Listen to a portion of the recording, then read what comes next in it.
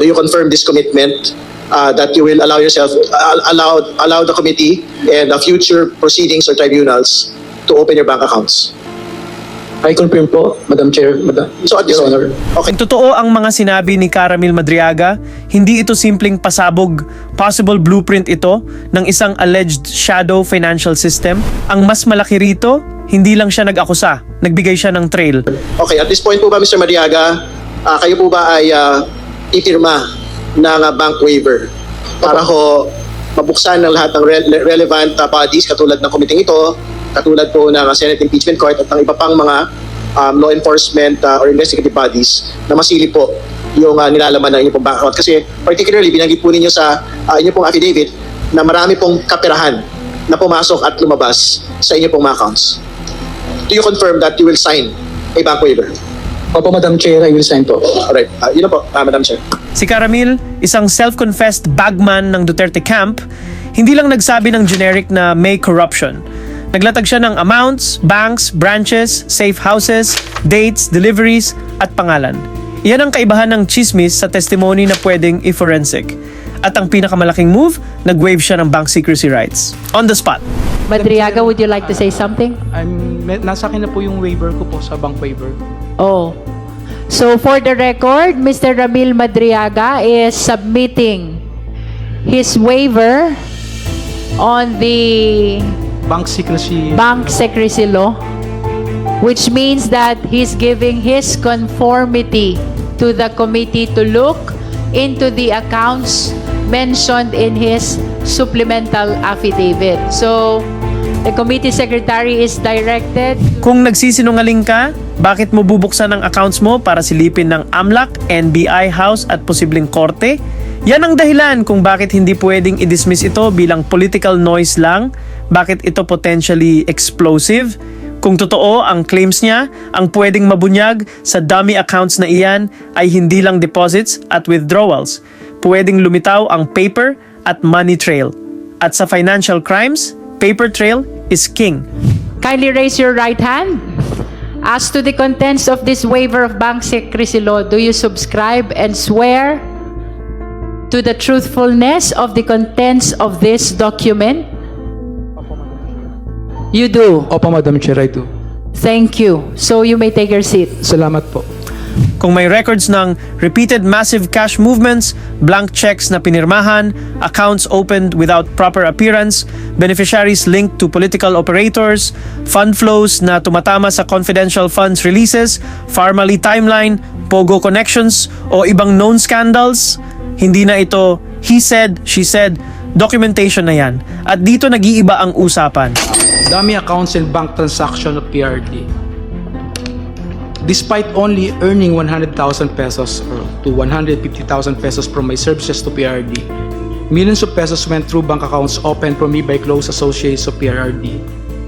I admit that during PRD's term as president, I served as a dummy for the transfer of large amount of money.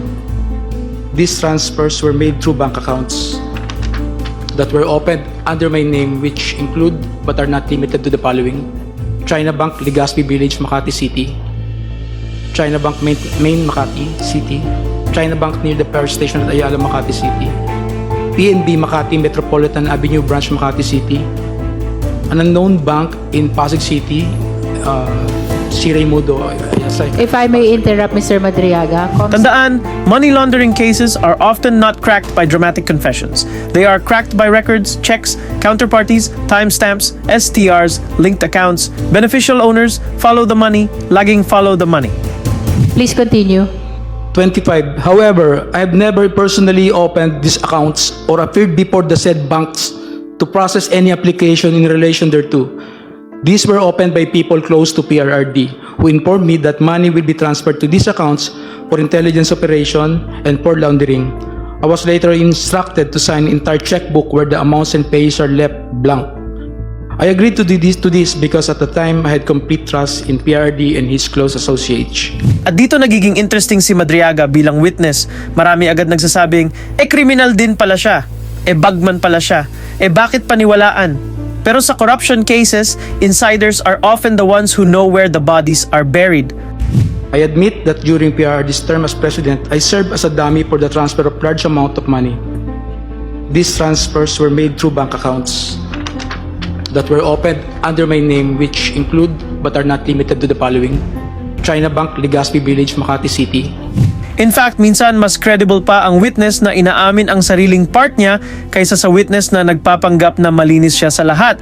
Lalo kung detailed ang testimony, falsifiable ang claims, pwedeng i-corrobate, at willing siyang ipa-audit ang sarili niyang accounts. That raises the stakes. At ito ang hindi naiintindihan ng iba. Hindi pa conviction ang testimony, pero pwede itong maging probable cause to investigate deeper.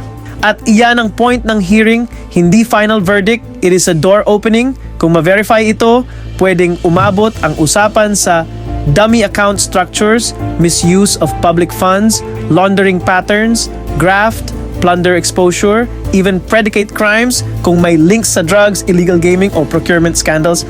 At kung may bank facilitation, mas malaki pa. Kaya ang totoong tanong ay hindi kung naniniwala ka ba kay Caramil, ang totoong tanong kung nag-waive siya ng bank secrecy at may paraan ng silipin ang records, bakit hindi natin ipa-follow ang ebidensya? Kung totoo, then ilabas. I agreed to do this because at the time I had complete trust in PRD and his close associates. 26. On some occasions, PRD would call me to inform me that someone from the aforementioned bank would contact me to confirm a withdrawal or encashment.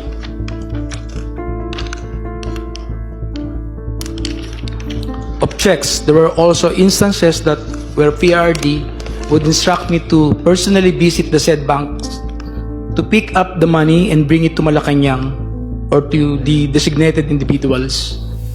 I distinctly remember that PRD directed me on 3 separate occasions to pick up 100 million from a bank inside the mall in Lubao, Pampanga, which were all delivered to Malacanang.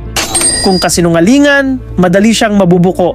Either way, records will tell. At iyan ang kinakatakutan ng maraming politiko. Hindi speeches, hindi press cons, hindi propaganda, bank records. Because numbers don't troll and ledgers don't lie.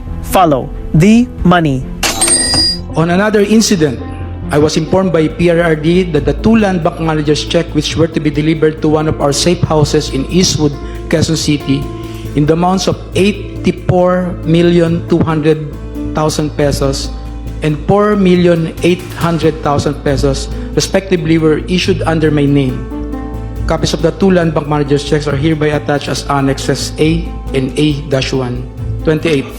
To prove the aforementioned allegations, I am willing to execute an affidavit, authorization, or any other document, and to perform all acts necessary for Committee on Justice of the House of Representatives or the courts to access the aforementioned bank accounts and all other bank accounts under my name.